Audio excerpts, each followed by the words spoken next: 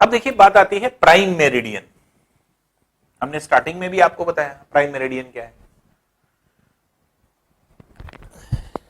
जो लैटिट्यूड्स हैं उसमें तो डिस्टिंग्विश करना आसान इसलिए था क्योंकि बीच में सबसे बड़ा सर्कल था, बिगेस्ट सर्कल को हम लोग ने डिफाइन कर दिया कि यही स्टैंडर्ड है और इसी के बेसिस पे हम नॉर्दर्न और हम सदर्न हेमिस्फीयर का डिवीजन कर लेंगे क्योंकि ये सबसे बड़ा सर्कल है।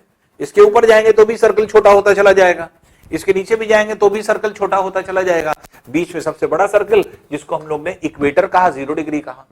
तो 0 डिग्री लैटिट्यूड जो है वो तो स्टैंडर्ड है जिसके बेसिस पे नॉर्दर्न और ईस्टर्न हेमिस्फीयर, नॉर्दर्न और सदर्न हेमिस्फीयर का डिवीजन किया गया। अब बात यह आती है कि जितने देशांतर थे, लॉन्गिट्यूड थे, लॉन्गिट्यूड को देशांतर हिंदी में कहते हैं, तो जितने नंबर ऑफ लॉन्गिट्यूड्स थे, ये लॉन्गिट्यूड क्या है, सब बराबर है, ना कोई बड़ा ना कोई छोटा। फिर हम प्रेफरेंस किसको दे रहे हैं? प्रेफरेंस हमने दे दिया इंग्लैंड के ग्रीनविच वाले जो है आपके लॉन्गिट्यूड को।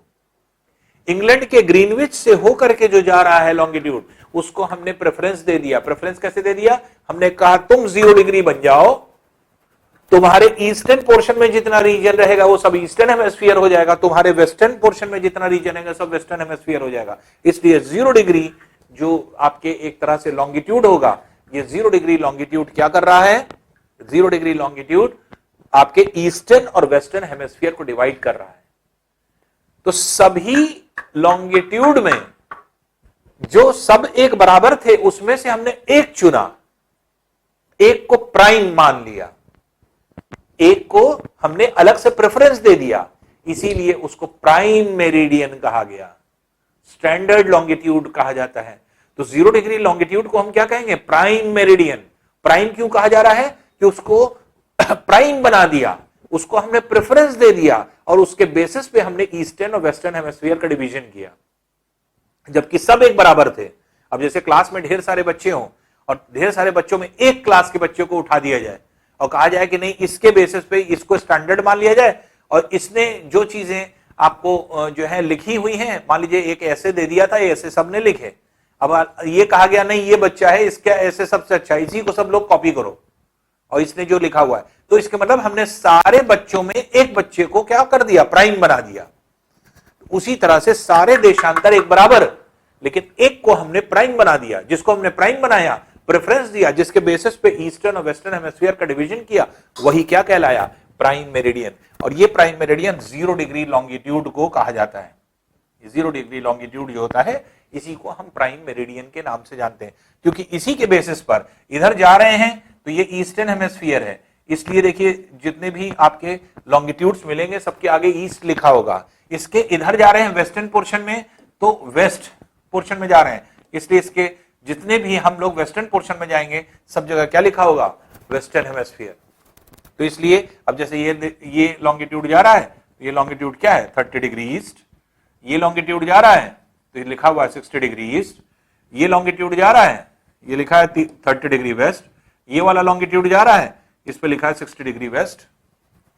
तो आप देख रहे हैं कि इसने क्या कर दिया? इसने ईस्टर्न और वेस्टर्न हेमिस्फीयर का डिवीजन कर दिया, इसीलिए इसको प्राइम मेरिडियन के नाम से जाना गया। तो इसको प्राइम मेरिडियन इसीलिए कहा जाता है और इसी वजह से जो है आपके इस जो भी आपके लॉन्गिट्यूड होता है वो किसी टाइम को रिप्रेजेंट करता है।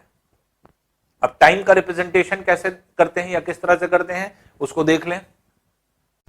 अब देखिए अर्थ जो रोटेट करता है अपने एक्सिस पर, वो कैसे? पूरा एक रोटेशन कितने दिन में करता है? 1 दिन में। क्योंकि अर्थ का जो रोटेशन है, रोटेशन की वजह से क्या होता है? दिन और रात बनते हैं।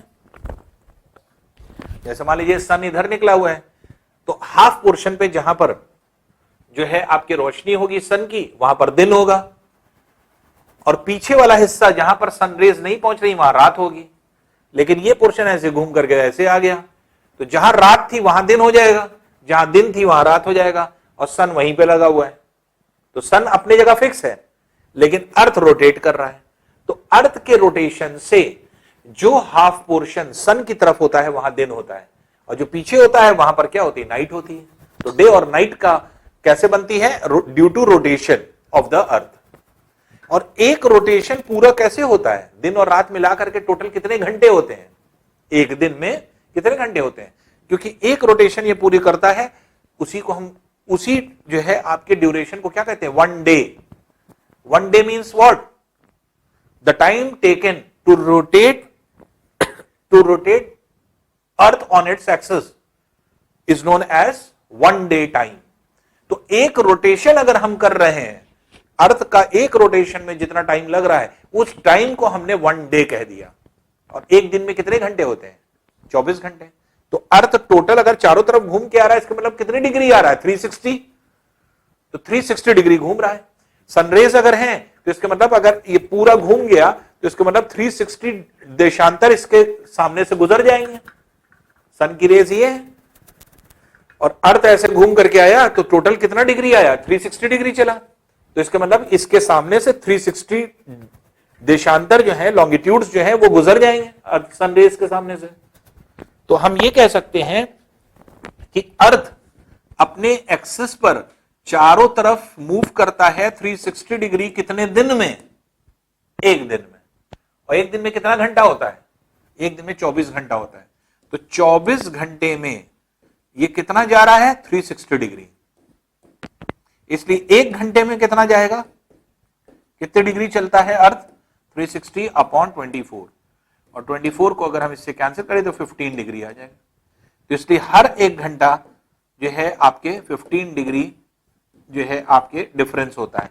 हर 15 डिग्री पर जो है आपके एक तरह से एक एक घंटे का फर्क आता है।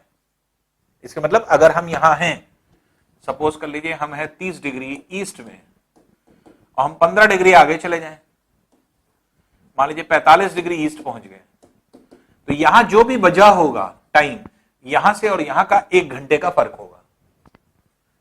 जैसे यहां 4 बजा है शाम का,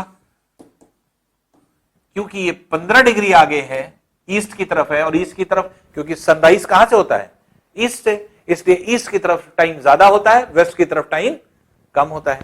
तो अब यहां पर क्या है, यहां 4 बजा है तो यहां पे क्या बजेगा, 5 बजेगा। तो 15 डिग्री का डिफरेंस है। अब 15 डिग्री के डिफरेंस में एक घंटे का अंतर आता है, एक घंटे का डिफरेंस होता है। तो यहां अगर 4 बजेगा तो यहां 5 बज जाएगा। तो पूरे अर्थ पर अगर आप देखेंगे तो पूरे अर्थ पर जो है आपके इस तरह से, तो हर एक लॉन्गिट्यूड पर अपना समय होता है।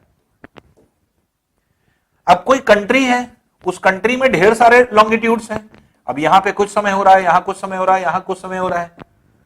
तो किसी भी कंट्री में लेकिन हम लोग देखते हैं एक ही टाइम लिया जाता है।